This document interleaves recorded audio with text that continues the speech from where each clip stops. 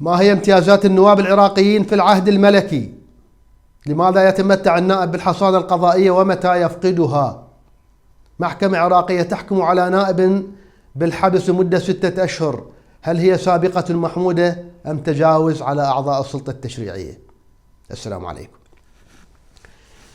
عندنا بالعراق الناس ينشقون صفين أمام الأحداث، قسم يتبنون الهبة العاطفية، هذا خوش إنسان وحباب وخوش ولد وما يستاهل وما يصير، والقلة ينظرون إلى الأشياء بمنظور واقعي مبني على معطيات واقعية. قبل أيام محكمة جنح الكرخ أصدرت حكم بالحبس لمدة 6 أشهر على نائب عراقي بسبب تبنيه أو تعاطيه مع وثائق مزورة بتهمة التزوير وليس التشهير. طبعا الأوساط الاجتماعية والنيابية متعاطفة مع النائب، نائب خوش ولد ومستقل وما عنده ظهر وما عنده حزب وما عنده هذا كله صحيح، أنا ما أعرفه النائب هادي السلامي، شايفه بالتلفزيون، ما أعرفه، ما عندي موقف مسبق وياه. لكن إذا نريد نحكم حكم واقعي وحقيقي ودقيق علينا أن نتفحص القضية من كل جوانبها. يعني الآن ماكو بالسجون ناس خوش أوادم حبابين بس ارتكبوا خطأ. أول مبدأ تعلمناه بالكلية عندما كنا ندرس علوم سياسية مو قانون، وبالعلوم السياسية ندرس يعني مبادئ القانون، قانون دستوري وقانون دولي فقط. مبادئ القانون، أول مبدأ الجهل بالقانون ليس عذرا. اللي يجهل بالقانون يرتكب خطأ يحاسب القانون، وزير، مواطن عادي، مسؤول، يحاسب القانون. والنائب يفترض أن يكون من النخبة، يتمتع بوعي، بثقافة، يدقق. يعني أنا الآن أقدم برنامج، من تجيني وثيقة أدققها 1000 مرة قبل لا أطلقها، قبل لا أعطيها للناس على أنها وثيقة. احتمال تكون مزورة، احتمال تكون واحد مرضت بيها، ويا ما دزوا لي وثائق مزورة للتوريط، بعد الفحص والتدقيق طلعت مزورة. فما يصير احنا نتحدث هذا النائب عنده حصانة وليش القضاء يعني تجاوز هاي الحصانة. لا، القضاء ربما بهذه الجزئية محق القضاء. بعدين امتيازات النواب مو مطلقة، احنا نعتقد النائب بنتمتع بحصانة، هاي حصانته مطلقة. بينما المادة 63 عندنا شو تقول من الدستور العراقي؟ تقول الحصانة مقررة للدور الوظيفي وليس للشخص، ما دام يؤدي وظيفته يتمتع بحصانة تحميه من ضغوط السلطة التنفيذية. بمعنى ان للنائب الحق ان يقول آراءه سواء قبلت السلطة التنفيذية او لم تقبل. وشي تقول المادة 63 من الدستور؟ يقول حضرت المادة 63 من الدستور مقاضاة النائب على ما يبديه من آراء أثناء دورة الانعقاد، حتى وإن كانت تلك الآراء تشكل جرائم منصوص عليها في قانون العقوبات رقم 111 لسنة 69. بمعنى اكو جرائم قولية أقوال واكو جرائم فعلية أفعال. هو يتحدث الآن النائب من حقه أن يبدي رأيه كما يريد، كما يشتهي أن يعبر عن رأيه، لأنه يمثل الشعب. وحتى لو دخلت هذه الآراء في خانة الجرائم فهو محمي. لكن مو معناها النائب يروح هو والحماية مالته بالشارع مثلا يتجاوز على الناس، ينهز له واحد بالشارع، يقتل له واحد، حمايته يستهترون والله عنده حصانة. لا، ما عنده بهذا المجال ما عنده حصانة. ومجلس القضاء بين قال المحكمة الاتحادية تقول المخالفات والجنح لا تحتاج إلى رفع الحصانة. عندما يصدر القضاء يعني قرار بهذا الاتجاه ما تحتاج رفع حصانة، اللي تحتاج رفع حصانة فقط الجنايات. والحكم صدر من محكمة جنح، مخالفة وجنحة، هاي مخالفة وجنحة. وربما 6 شهور يعني القاضي أخذ بنظر الاعتبار حسن السيرة والسلوك ولكونه نائب. القضية صارت هبة عاطفية. بعدين الآن النواب عندهم صلاحيات وعندهم امتيازات كبيرة. والآن يسأل سؤال، لو حجبت هذه الامتيازات عن النواب يرشحون؟ يصير تنافس على مجلس النياب مثل الآن؟ لا، خلينا نشوف امتيازات النواب بالعهد الملكي ونقارنها مع امتيازات النواب الآن. شنو امتيازات النواب بالعهد الملكي؟ 1، يستلم النائب راتبا يعادل ما يستلمه مدير المدرسة. مدير المدرسة ايش قد ياخذ؟ هسه ما محدد مدرسة ابتدائية متوسطة، ايش قد ياخذ مدير المدرسة؟ ياخذ مثل النائب. هسه النائب نقول له تاخذ بقد عميد الكلية وماكو امتيازات اخرى، يقبل؟ مو مدير مدرسة، عميد كلية، يقبل؟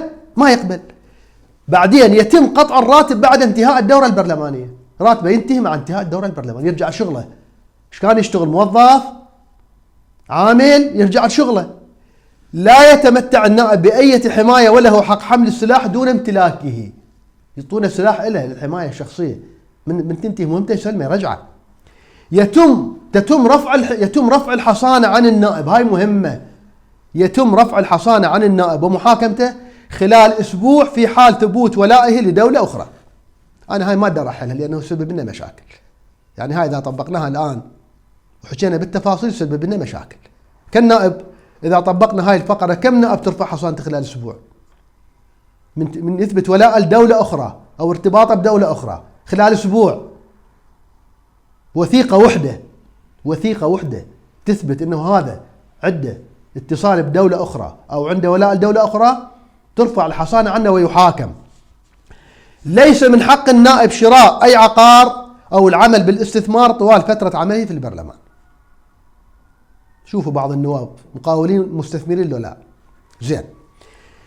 يمنع النائب من السفر دون عمل رسمي خلال فترة وجوده في البرلمان. في حال غياب النائب 5 مرات بدون عذر رسمي يتم فصله من البرلمان. لا توجد تقاعد للنائب بعد انتهاء فترة عمله في البرلمان. هاي بالعهد الملكي. وشلون كان النواب بالعهد الملكي؟ من ينحدرون من اوساط تجاريه، لو تجار، لو قطاعيين، لو من عوائل دينيه، لو من عوائل عشائريه، يعني برلمان ارستقراطي. والمفروض البرلمان الان ايضا برلمان نخبوي. المفروض النخبه، النائب المفروض واعي مثقف، هو حصيله المجتمع، هو نخبه المجتمع، يمثل الشعب. فمن غير المعقول هو هذا النائب أراد أن يوقع بوزير التجارة، فراح جاب تقرير منسوب إلى ديوان الرقابة المالية وقدمه الرئيس الوزراء محمد الشياع السوداني، وقال له هذا الوزير أثير داوود سلمان وجود مخالفات عليه من كان مدير عام شركة تصنيع الحبوب، وهذا ديوان الرقابة المالية أرفقه مع الطلب مالتي، يطلب من رئيس الوزراء سحب إيده من الوزارة. والتقرير يعود إلى عام 2022. منين جاب التقرير؟ جاب التقرير من الفيسبوك. الفيسبوك فضاء للخداع والتدليس والكذب والإشاعة والتنكيل.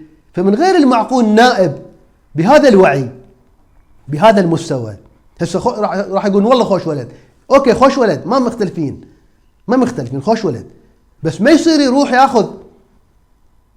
ياخذ تقرير بالنسبه للرقابه الماليه ويقدم الرئيس الوزراء ويقول له هذا تقرير يدين وزير التجاره أثير داوود عندما كان مدير عام لشركه تصنيع الحبوب.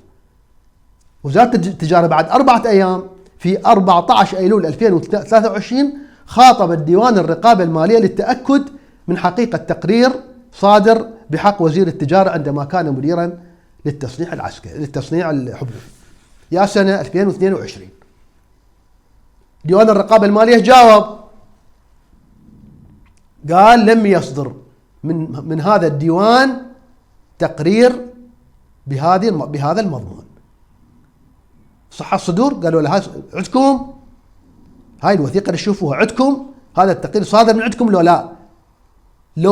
لو ديوان الرقابة المالية مجاوب وزارة التجارة قال لهم نعم هذا التقرير صادر من عندنا، سواء كان رئيس ديوان الرقابة المالية هو اللي صدره أو شخص آخر أجا ما يفرق، هو صادر من المؤسسة. لو قايل ديوان الرقابة المالية نعم هذا التقرير صادر من عندنا، وزارة التجارة ما قدرت تحكي بعد، ما من حقها. هذا الرجل اعتمد واستند على وثيقة حقيقية صادرة من دوائر الحكومة، بس توظيف وثيقة مزورة للإيقاع بوزير أو مسؤول وإدخالها في ملف ماكو حسن نية هنا، ماكو حسن نية. اكو ناس يدافعون يقول لك هو كافح الفساد وهو قدم طلع المخازن مال وزارة التجارة وبها مواد منتهية الصلاحية هذه ما لها، هاي الجزئية وحدها الدينة.